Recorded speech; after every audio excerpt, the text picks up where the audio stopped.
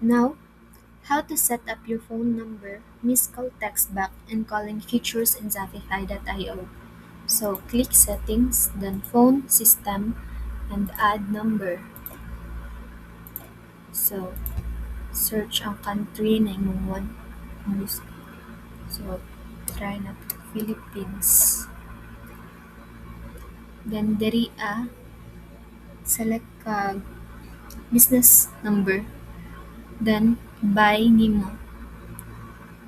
So, after na mo-proceed to buy, explain na lang nako ang next step. So, enable missed call text back so that anyone who calls and got no answer will automatically receive a follow-up text.